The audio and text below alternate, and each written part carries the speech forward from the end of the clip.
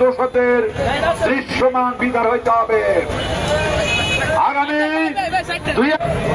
এই দেশের মানুষ হত্যা করেছে, তাদেরকে জামাই আদর দিয়ে এসি রুম থেকে